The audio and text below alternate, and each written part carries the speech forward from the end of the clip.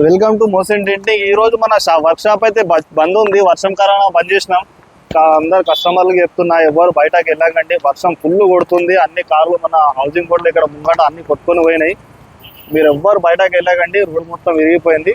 చాలా ఫుల్. ఈ రోజు కూడా వర్షం ఫుల్ ఉన్నది, చూడొచ్చు మీరు. అందుకే మనం నిన్న కూడా బంద్ ఉండి ఇలా కూడా బంద్ ఉన్నాయి. వర్క్ మొత్తం ఆపేసినాం.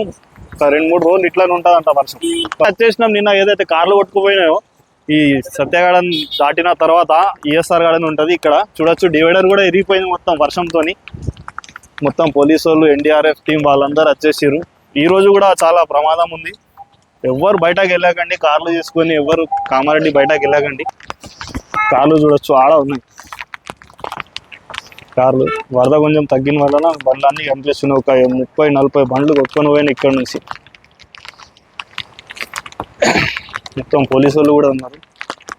పూరా బతా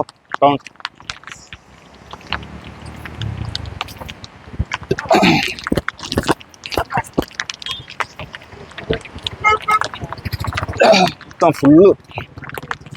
ఈ డివైడర్ ఈ హైట్ ఉండే ఈ డివైడర్ కూడా ఇరిగిపోయింది.